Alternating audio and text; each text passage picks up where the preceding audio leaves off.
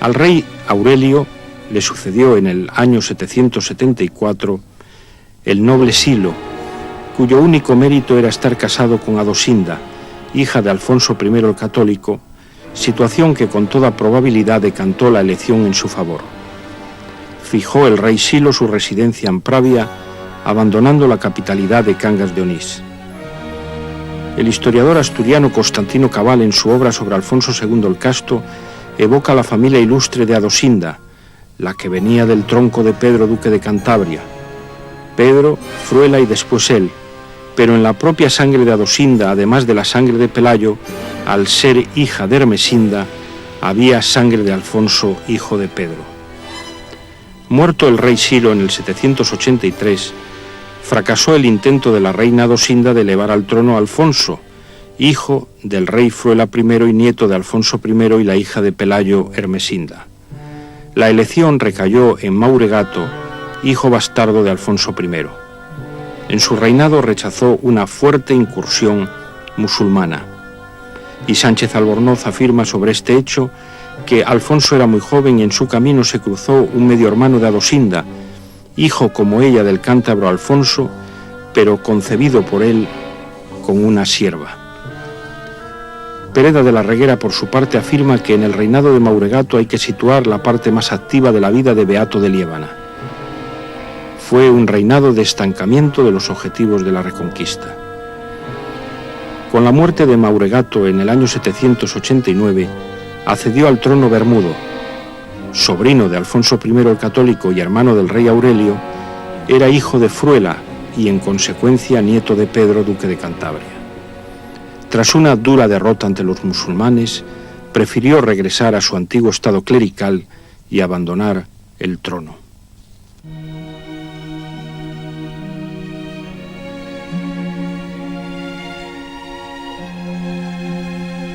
El historiador Enrique Flórez destaca de la figura de Bermudo I su condición de tener la gloria de ser tronco del árbol de nuestra casa real, añadiendo que desde pequeño le dedicó su padre, Fruela, el hermano del rey Alfonso I, a las letras y aprovechó tanto de ellas que parece aprendió la ciencia de los santos, pues luego que entró en edad resolvió anteponer el reino de los cielos al terreno. Por tanto, en contra de su voluntad, Bermudo I llegó a la cabeza del reino, que continuó en sus herederos directos tras imponerse en la sucesión de su hijo, Ramiro I, el carácter hereditario de la corona.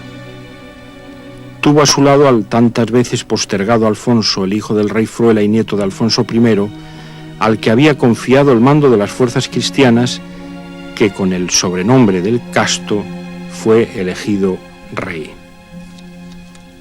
Como su abuelo fue un gran monarca de la Reconquista y en una de sus razzias llegó hasta Lisboa, que fue devastada y saqueada, regresando el ejército con un gran botín. En su reinado, Compostela se convirtió, gracias a su protección, en un centro de peregrinación y capital cultural y religiosa del reino.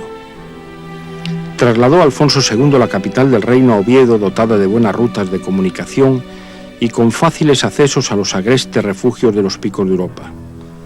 Bajo su gobierno, el desarrollo ideológico del reino superaría al territorial, llegando a su fin el largo lapso de inactividad guerrera contra los musulmanes, iniciándose un periodo de confrontación mucho más intenso contra el sur.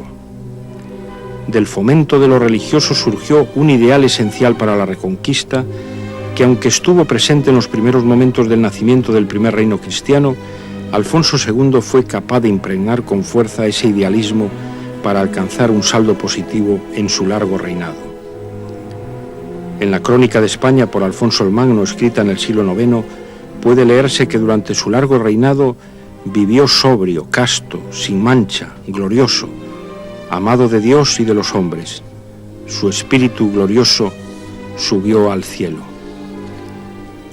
No menos justo con su figura fue el historiador asturiano Constantino Cabal, quien escribió que, más que muros, más que iglesias, más que palacios suntuosos, construyó todo un reino sobre ruinas y levantó la concordia que ya se juzgaba muerta.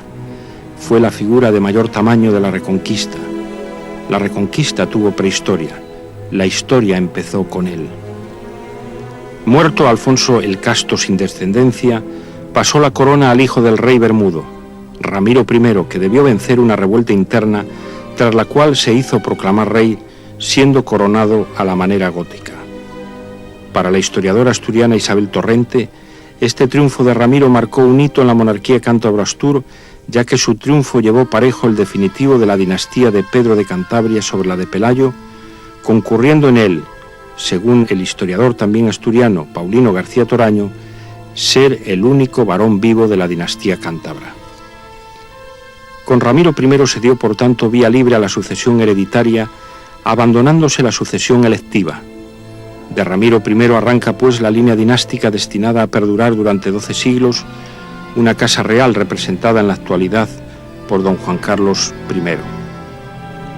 Un acontecimiento clave se produce con el acceso al trono de Ramiro I, hijo del rey Bermudo y por tanto bisnieto del duque Pedro de Cantabria, que representa el título definitivo de la dinastía cántabra de Alfonso I el Católico y de su hermano Fruela, los dos hijos del dus cántabro. A este respecto hay que señalar que el rey Bermudo, como el también rey Aurelio, eran hijos de Fruela, el hermano de Alfonso, nietos por consiguiente de Pedro el duque de Cantabria, lo que confirma el afianzamiento definitivo de la dinastía cántabra.